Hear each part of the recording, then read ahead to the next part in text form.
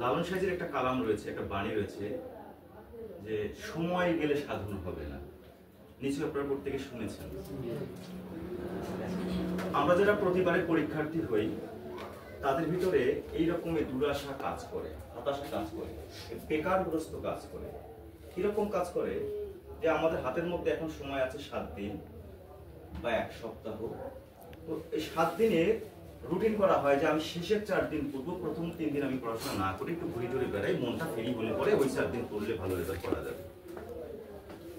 এখন আবার ওই 4 দিনে বিশেষ কোনো কাজের যদি প্রয়োজনে ডাক পড়ে, সারা পড়ে, ওই 4 দিনে আবার রুটিন হয়ে যায় যে 4 দিন না, প্রথমে 2 দিন তো একটু এই কাজটা শেষ করি, ওই 2 দিন পড়লেই হবে, সহজ সাবজেক্ট হয়ে যায়। যেদিন পরীক্ষার দিন সেদিন আবার পড়ার টেবিল থেকে উঠতে ইচ্ছে করে না, 2 ঘন্টা পরে যে পরীক্ষা, বইটা শেষ করতে হবে। তার মানে চাপটা 7 দিনে ছিল না, চাপটা চলে আসলো 2 ঘন্টা বা 3 ঘন্টা পরীক্ষার ওই দিনের পূর্ব সকাল, আপনার সকালবেলা। এটা আপনাদের হয়েছে কিনা জানি না, বহুবার বহু রকম ভাবে এটা আমাদেরকে আসলে প্রেশানি দেয়। মানে আমাদের সুবোধের যদি উদয় না ঘটে, যদি আমাদের সময়ের সদ্ব্যবহার করতে না পারি, করতে না জানি, তাহলে প্রতিবারে এরকম দোলাচলের মধ্যে আমাদের আবির্ভাব করতেই হবে, হতেই হবে। আমার প্রত্যাশা যে আপনারা যারা আমাদেরকে অনুকরণ করতে চান, করবেন, ঠিক তারা যেন এইরকম 7 দিনটাকে 2 দিনে বা 2 ঘন্টার মধ্যে বিভাজন না করে 7 দিনকে 7 দিনেই বিভাজন করেন। এতে করে সুফল নিশ্চিত হবে। আমরা যে পুস্তকটা 7 দিনে কভার করতে পারবো সেটাকে 2 ঘন্টায় কভার করা কখনো সম্ভব নয়। 1 মগ পানি দিয়ে পূর্ণ স্নান করা সম্ভব নয়, যেখানে 1 বালতি পানি প্রয়োজন হয়, সম্ভব নেই।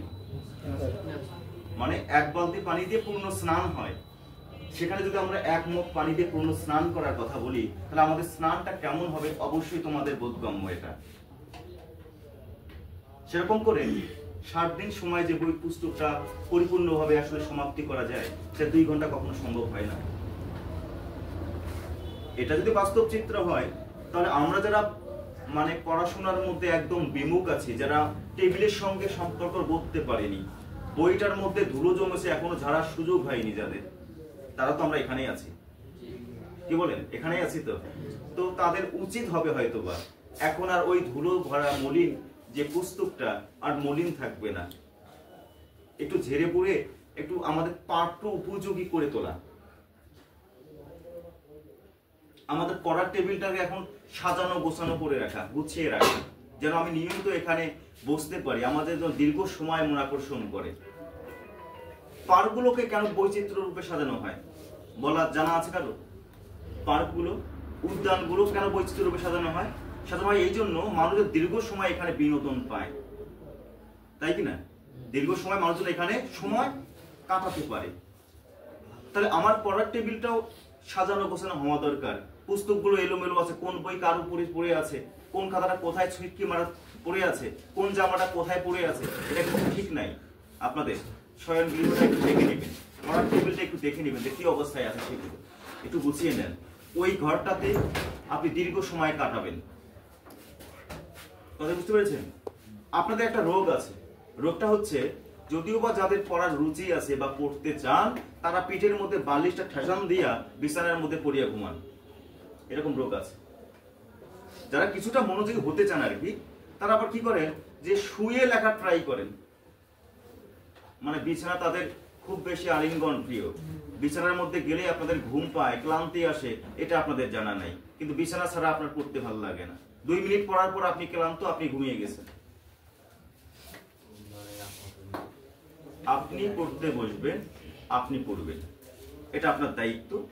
আপনি যেভাবে দীর্ঘ সময় ধরে পড়তে পারবেন এটাও আপনাকে আইডেন্টিফাই করবে, এটাও আপনাকে খুঁজে বের করতে হবে।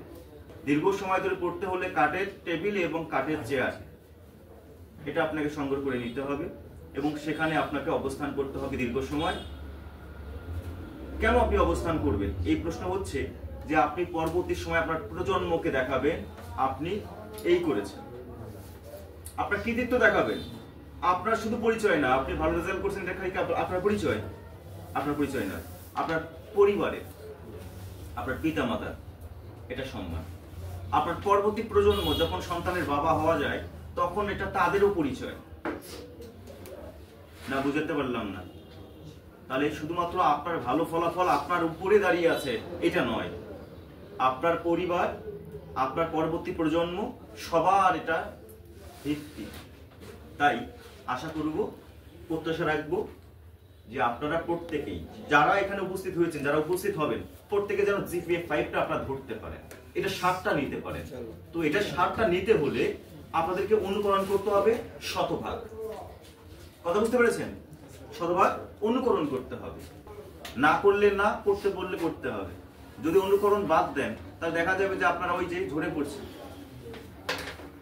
অঙ্কুরে বিনষ্ট।